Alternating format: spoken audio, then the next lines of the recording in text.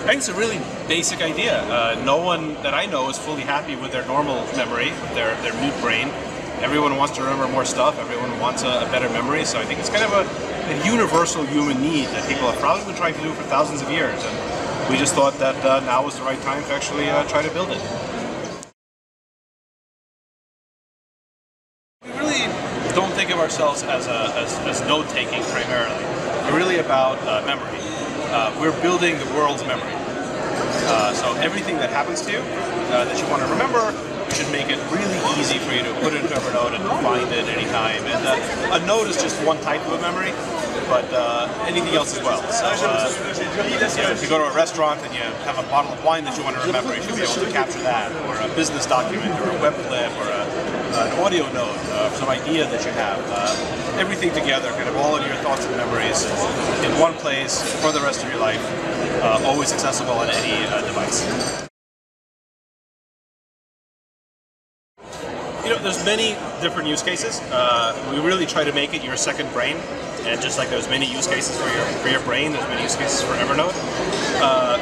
There's a few big themes though. So for example, 80% of our users say that they use Evernote both at work and at home. So our core user is this modern knowledge worker that has a lot of connections between personal information and work information. Kind of somebody that's always thinking about work or always thinking about school, but also always thinking about their hobbies or food or family life or whatever, and using it for everything. But other than that, everyone uses it in different ways. So I kind of live in it. I use it to remember where I parked my car. I put all my business documents into it. I take pictures of good food that I eat, which is all geotagged, so I can remember what restaurant I was in and what kind of wine I had. Other people use it for whenever they're remodeling their home, for example. They do all the planning in Evernote, or it's a big use among wedding photographers or any kind of creative people. So the use cases are really varied, but our goal is to really make it be a backup for your brain that you can do anything with.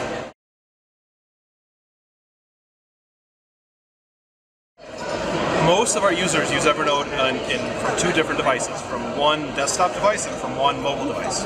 So typically it's like we have a native version for Windows and for Mac, but also we have versions for iPhone, Android, BlackBerry, pretty much all the smartphone. And most people use it from both. They kind of synchronize the data between them. But actually 20% of our users use this from three devices at the same time, which is typically a computer or phone and then some kind of a tablet, like an iPad or an Android tablet. So we actually see the number of devices in people's lives getting increasing. And of course with Evernote you don't have to think about where your memories are, they're always everywhere. But we do have native apps on all these things, so we're not primarily a web app. We have full native downloadable functionality to give you the best possible user experience on each type of device. I don't think you have to, but I think it's a better experience if you do. So if you can afford it, if you can afford to invest in it, then I think your customers will be happier. You can develop something using the lowest common denominator tools, and you can get something pretty good. But if there's a lot of competition and a lot of choice, people will naturally go where the best user experience is. And I think for now, at least, the best user experience is the native applications on every platform, so you can really show off what all the new hardware can do.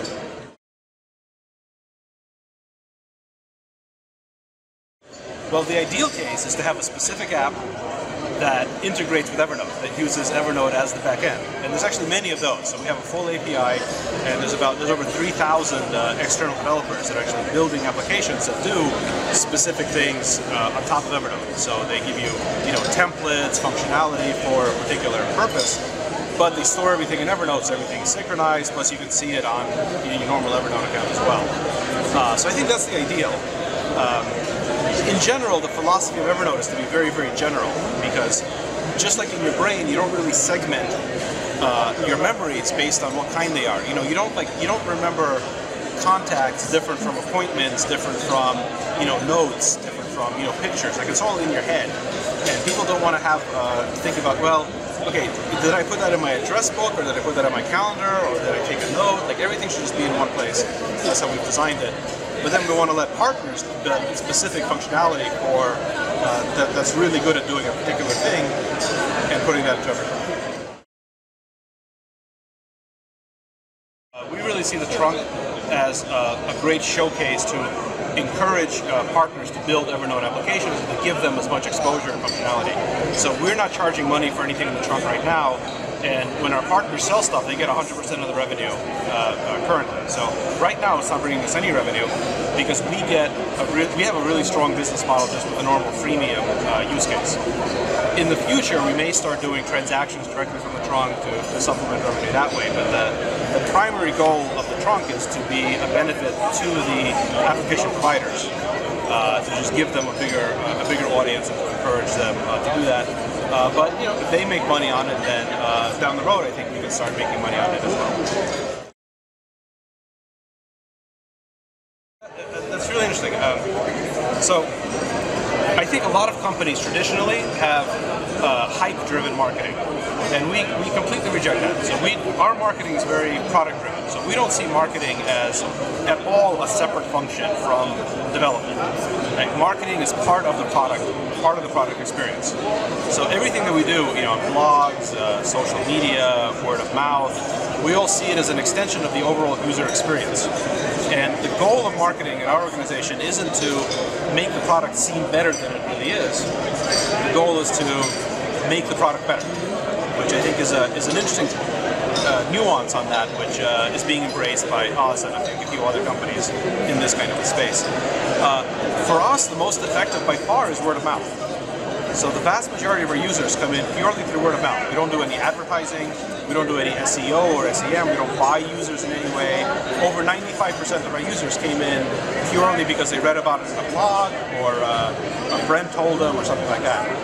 And when we track what happens to those users, people that are referred to by friends are actually much more valuable to us.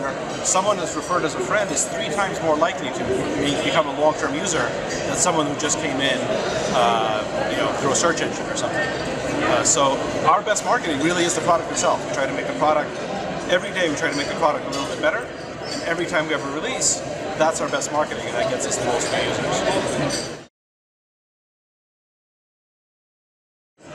It's tough, and we really try to combine strong design with engineering, with marketing to kind of make a whole user experience. So what I would say is, if you're making an app, you really need to think about the complete user experience. So what is it like for someone to use your product, not only after they've got it installed and they already know how to use it and they're using it, but throughout the whole process. So how does somebody find out about it? How do they get it set up? How do they learn about it? What happens if there's problems? You know, who can they talk to? The entire user experience is what's the most important thing. And your success or failure as a company is going to be based on the total user experience. And marketing is a big part of that, in the sense that, for example, our blog is a big part of our user experience. The customers that read our blog are much better informed, and they're happier, and they become better users, and they stick around longer. So when we budget for things like our blog or our podcast, we actually have the same kind of planning for those as when we budget for features. We actually say, you know, what can we do, how much is it going to cost, what kind of resources, and we plan all this out as part of the overall experience. And for us at least, it's paid off, because in this freemium model, right, where they feel like they don't have to pay for anything. When people feel like they don't have to pay for anything, they love to pay for things that they love. So that you have to make someone fall in love with the product, and then you can be quite successful. I use a lot of stuff. I use a lot of apps. I use for business stuff, I think probably TripIt is the one that I rely on the most. Like, I don't know how I would live without TripIt. All of my travel stuff is on there. It's just fantastic. For entertainment stuff, I play a lot of iPhone games. So, you know, Angry Birds. I might have to stop playing soon because I'm spending a little bit too much time on it. All sorts of other games that I just love wasting time with. It's usually when I'm flying, which happens a lot. I love a bunch of the new ebook stuff. So I was a big fan of Kindle, and I still use the Kindle Reader, but now I use it on my iPad. And I'm deciding whether I like Kindle or iBooks a little bit better. And now, of course, Google came out. I haven't seen it yet. I've been here, so now I got to check out Google Books. That'll be a third thing. But I'm a very big fan of ebooks in general, and then of course Twitter.